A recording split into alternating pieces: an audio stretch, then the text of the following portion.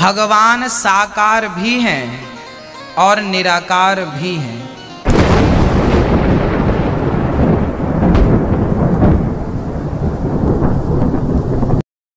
नमस्कार, मेरा नाम पवन नामदेव है और आप देख रहे हैं ग्रेट सायरन इंडिया। दर्शकों, इस देश में कुछ लोग ऐसे हैं जिनका मानना है कि भगवान निराकार है। कुछ लोग ऐसे हैं जिनका मानना है कि भगवान साकार है और कुछ लोग ऐसे भी हैं जिनका मानना है कि भगवान साकार भी है और निराकार भी। आखिरकार हमारे सदग्रंथों में भगवान कैसा बताया गया है, इस विषय पर आज हम विस्तार से चर्चा करेंगे और हम आज दो संतों के विचार भी सुनेंगे। एक तरफ अनिरुद्ध आचार्य जी महाराज हैं तो दूसरी तरफ संत रामपाल जी महाराज। ये जो वीडियो है बड़ा ही इंटरेस्टिंग होने वाला है, इसलिए हमारी आपसे गुजारिश है कि आप इस वीडियो को अंत तक जरूर देखें। तो आइए हम इस आध्यात्मिक ज्ञान चर्चा को शुरू करते हैं। सबसे पहले जानते हैं अनिरुद्ध आचार्य जी महाराज जी के विचार। भगवान साकार भी हैं और निराकार भी हैं। अनिरुद्ध आचार्य जी महाराज का कहना है कि परमात्मा साकार भी है और निराकार भी। तो महाराज जी से प्रार्थना है कि बताएं कि परमात्मा साकार और निराकार दोनों कैसे है। जैसे पानी का कोई आकार नहीं होता, पर वही पानी गिलास में भर के यदि फ्रिज में रख दिया जाए तो वो पानी क्या बन जाता है? बर्फ बन जाता है। ऐसे ही ईश्वर परमात्मा परब्रह्म वो निराकार है, पर जब भक्तों के प्रेम की फ्रिज में, भक्ति की फ्रिज में प्रवेश करता है तो वही निराकार निर्गुण सगुण साकार बनकर के कभी राम कभी कृष्ण बनकर भक्तों के लिए प्रकट हो जाता है। आइए अब जानते हैं संत रामपाल जी महाराज जी के विचार कि भगवान साकार है या निराकार। ये दिखे हैं विद्वान पुरुष और महर्षि को हमें इनका मोतियाबिंद है। जिसका मोतियाबिंद हो आंखों में, आंखें तो दिखाई देती हैं जैसे बड़ा स्वस्थ आंखें हैं, सब कुछ दिखता होगा, लेकिन वो नपट अंधा है जिसका मोतियाबिंद हो गया दोनों आंखों में। तो परमात्मा कहते हैं कि तुमने ये महर्षि दिखाई दे, गुरु ब्राह्मण दिखाई देते हैं, ये मंडलेश्वर, इनका मोतियाबिंद हो रहा है। इन्हें अपने सदग्रंथों में लिखी हुई सच्चाई का नहीं पता और फिर निराकार कहते। अब दिखाते हैं आपको परमात्मा की सारी स्थिति। देखिएगा ऋग्वेद मंडल नंबर 9, ऋग्वेद मंडल नंबर 9 अब दिखाते हैं और सूक्त नंबर 86। भगवान साकार है या निराकार है, वो कैसी लीला करता है। ये है ऋग्वेद मंडल नंबर 9, 10 इकट्ठा अनुवाद है। ये है सार्वदेशिक आर्य प्रतिनिधि सभा, महर्षि दयानंद भवन, रामलीला मैदान, नई दिल्ली से ये प्रकाशित है। और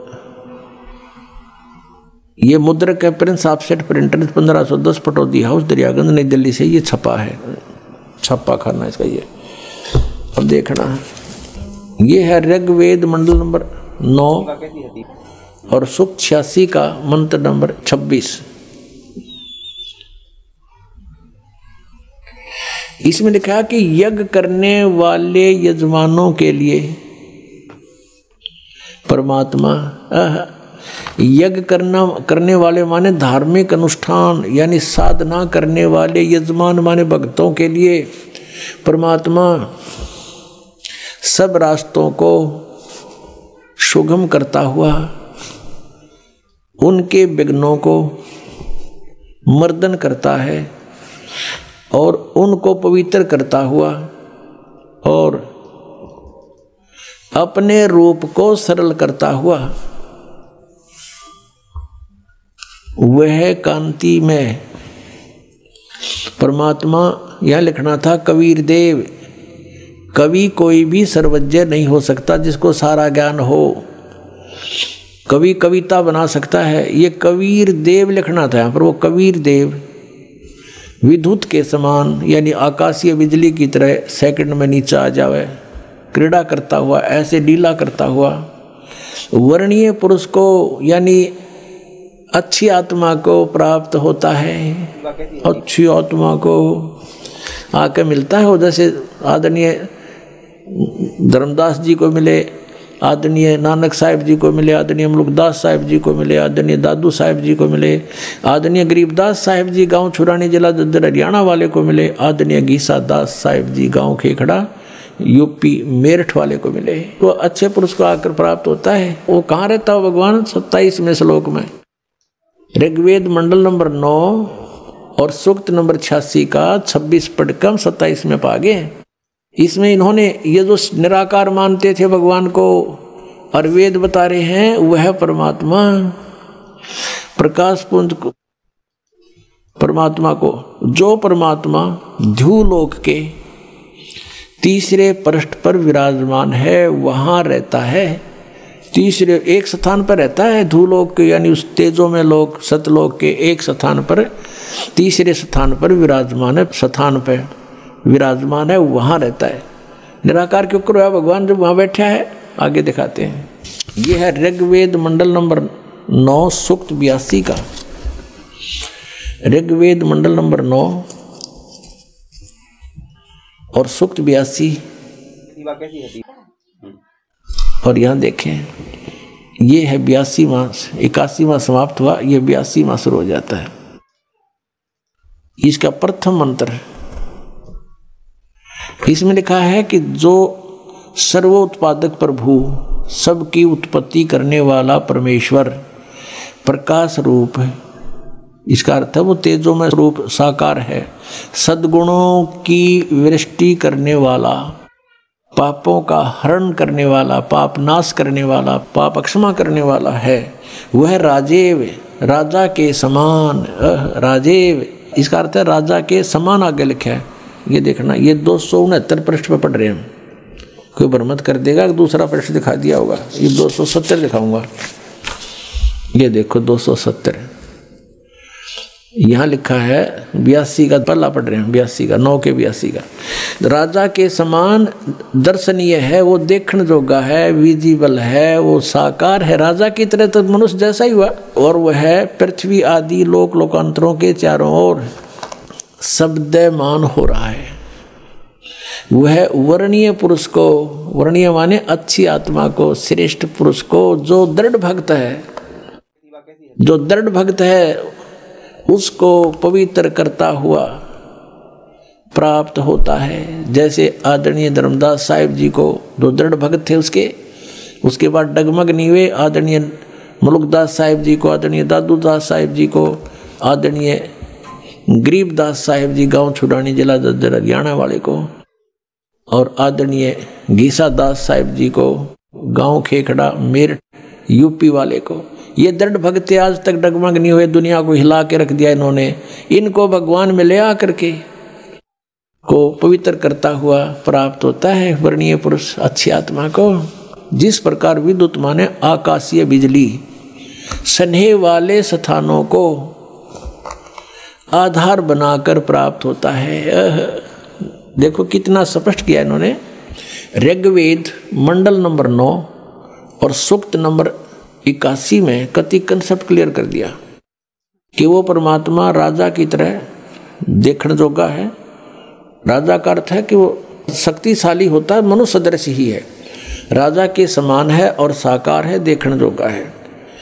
और वो अच्छी आत्मा को वहाँ से चलकर आकर मिलता है ये, और जो दृढ़ भक्त होते हैं उनको मिलता है, अन्य को नहीं।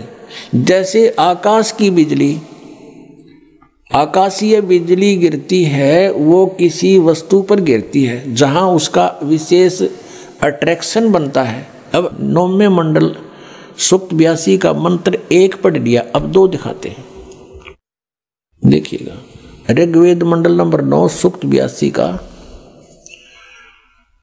हमने ये पढ़ लिया, अब 2 पढ़ते हैं। वो परमात्मा किस उद्देश्य से आता है? हे परमात्मन, उपदेश करने की इच्छा से आप महापुरुषों को प्राप्त होते हो, अच्छी आत्माओं को, महान आत्माओं को प्राप्त होते हो, और आप अत्यंत गतिशील पदार्थ के समान हमारे आध्यात्मिक यज्ञों को प्राप्त होते हो। यानी अत्यंत गतिशील पदार्थ के समान यानी जैसे बिजली चलती है, बिजली जैसी गति से आप और उपदेश करने के लिए आते हो यहाँ पर, सच्चा ज्ञान देने के लिए।